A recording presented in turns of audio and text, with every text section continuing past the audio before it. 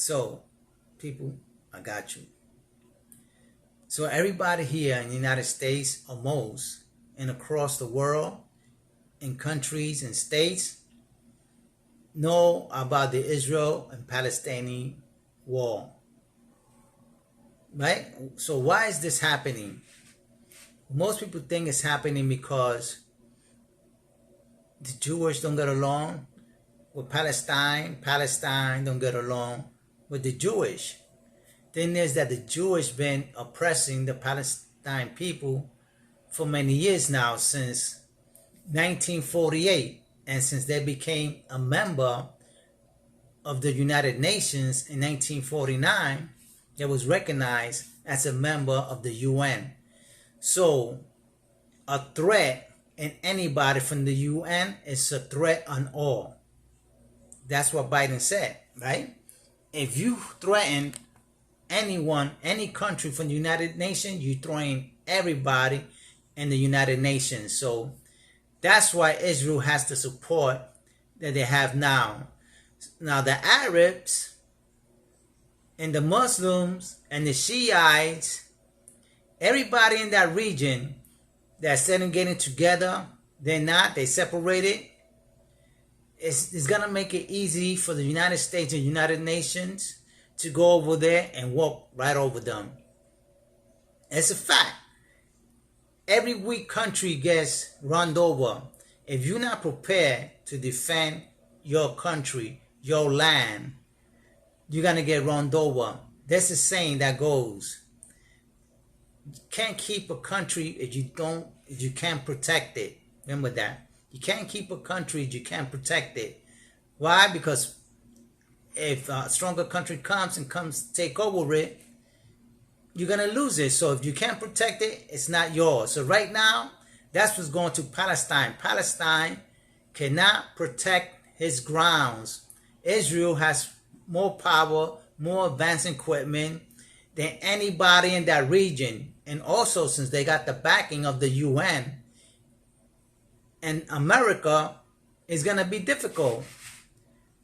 So no matter what people do over here, what the protests do, how much they beg for a ceasefire, how much they get on their knees, how much they get arrested, because some of them are already getting arrested for protesting, even though it's supposed to be a right of the people to protest and assemble, people are getting arrested. I don't know what charges are going to be put upon these people, but that's the way it is, people. Another thing is, protesting is not going to stop a war. It's been like this before, and time again, people protest. You get a big crowd, you get a big movement, you see it globally, but that's not going to stop what's going on in the Middle East. Because the ones that lose more is the United States. The United States is the bully and the aggressor and commander of the free world. It hasn't been nobody in more than 100 years to stand up to the United States.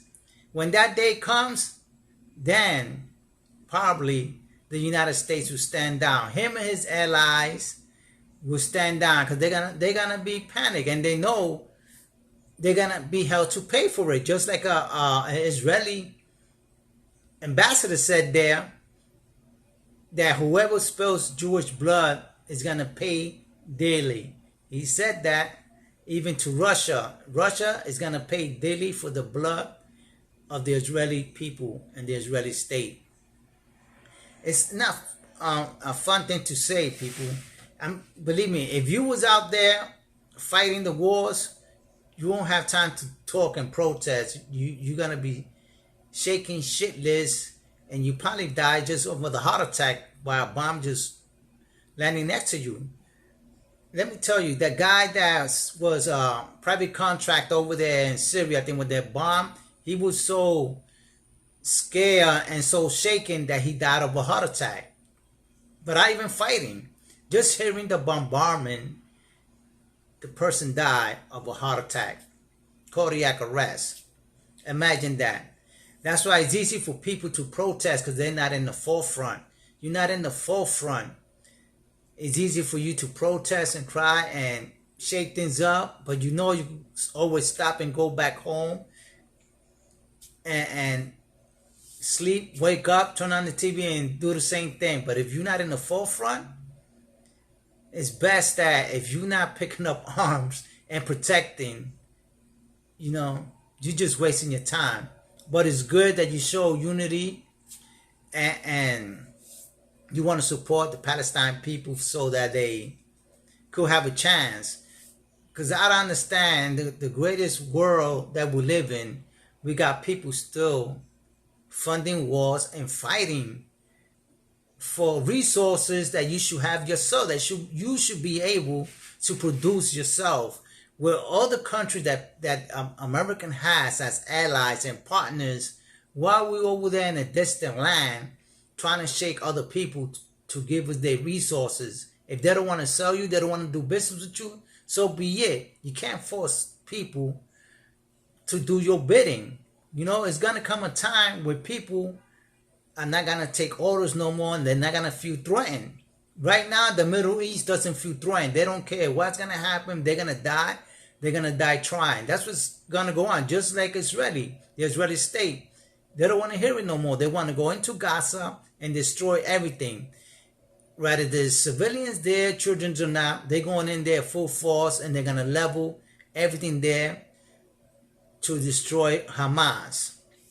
And the other side of the Arab world saying, you can't be doing that. You escalate it more, they're going to join in and protect their people. And I understand that.